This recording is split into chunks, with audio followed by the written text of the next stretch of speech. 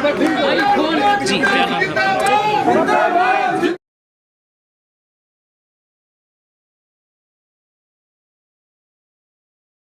में किसानों को आंदोलन करने पड़े मुआवजा लेने के लिए। सिरसा का आंदोलन आपको याद होगा, जब टंकी पे किसान चढ़ गए। आपको याद होगा हिसार में अलग अलग तहसीलों में आंदोलन हुआ। ये हरियाणा के अलग अलग जिलों में किसान को अपनी जायज़ मांग के लिए इतनी परेशानी सरकार में सहनी पड़ रही है, जिसका अंदाज़ा केवल एक किसान लगा सकता है, एक मजदूर लगा सकता है। मगर इस सरकार के मंत्रियों को, अफसरों को उसकी परेशानियों को अंदाज़ा नहीं है। ना तो मुआवजा पूरा मिलता, जो पंजीकृत नहीं करता उसको परेशानियां सहनी। पोर्टल कभी डाउन हो जाता है, कभी बंद कर दिया जाता है, चंद घंटों के लिए मौका दिया जाता है। कहीं खराबा कम दिखाया जाता है, विशेष गिरदावरी के आदेश और आदेशों के हिसाब से कार्रवाई लेट करी जाती है कि घरों में बैठ के जो है फैसला कर लिया जाता है। हर खेत तक गिरदावर अधिकारी नहीं पहुंच रहे और जो मुआवजा राशि है वो बड़ी कम है। तो इन बातों को लेकर हमने मांग करी है कि कम से कम 40,000 मुआवजा बढ़ाया जाए, 40 से 50,000 किया जाए, मिनिमम 40,000।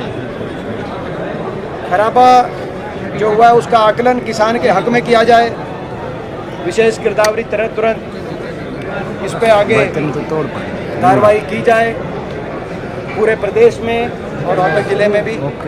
ये हमारी प्रमुख मांगे हैं। जो पिछला 430 करोड़ का मुआवजा भी पेंडिंग है पिछले सीजन्स का, वो किसान दर ठोकरे खा रहा है। वो मुआवजा तुरंत राशि रिलीज़ की जाए। ये पिछले 2-3 वर्ष की ये पेंडिंग राशि है, वहाँ भी बहुत किसान परेशान है। वो मुआवजा राशि भी तुरंत रिलीज़ की जाए। इसके साथ साथ मुआवजे की हमने जो मांग रखी और ज्ञापन दिया, उस ज्ञापन में एक हमने जो बारिश से जो रोहतक शहर में दुर्दशा हुई उसकी तरफ भी स्थानीय प्रशासन का, सरकार का ध्यान आकर्षित किया है।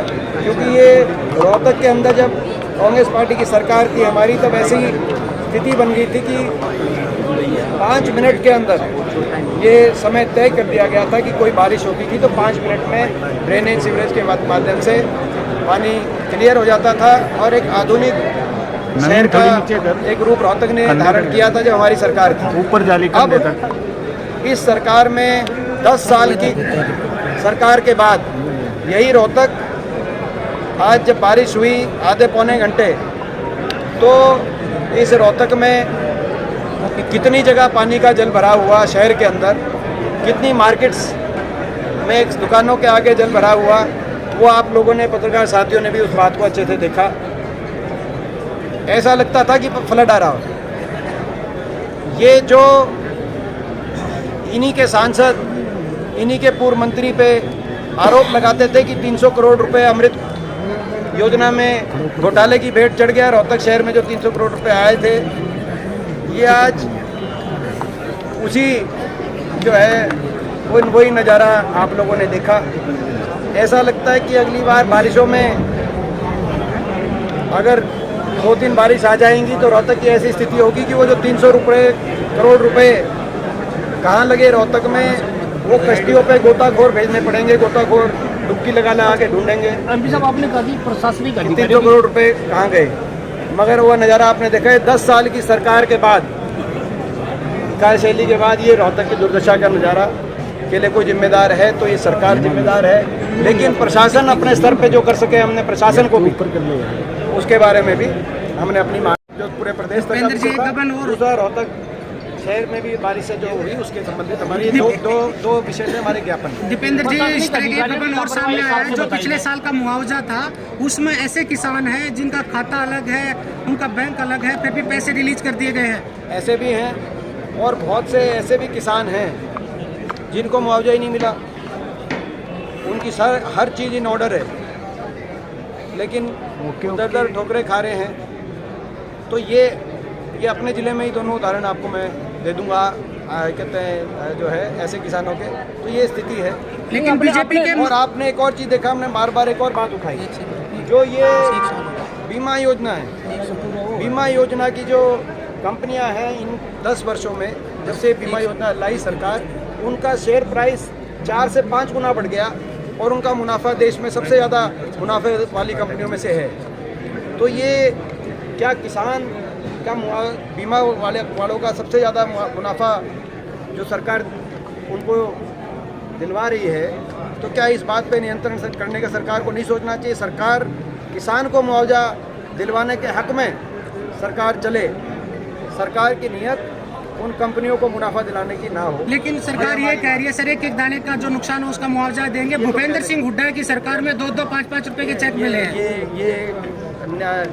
ये बिना आधार के बात है। सबको पता है हमारे टाइम में हमारी मांग है सरकार से कि भाई विशेष गिरदावरी के आदेश हर खेत में जाकर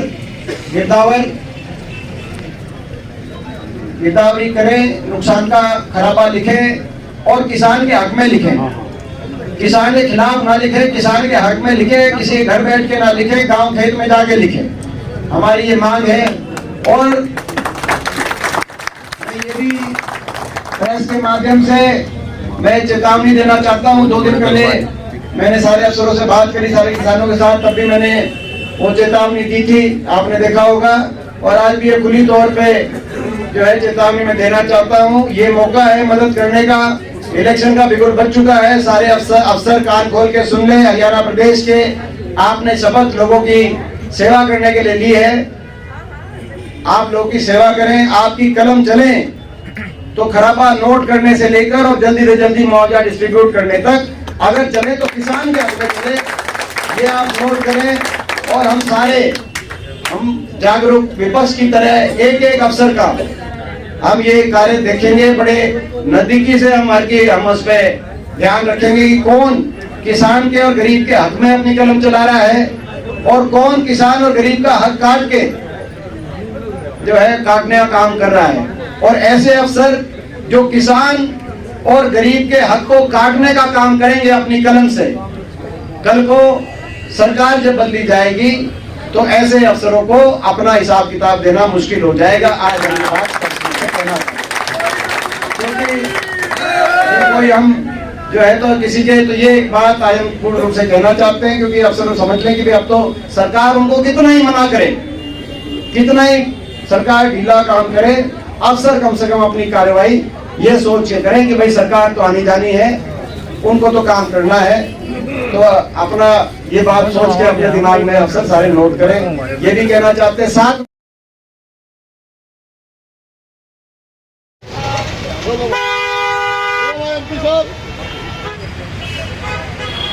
आगे की रणनीति के बारे में आगे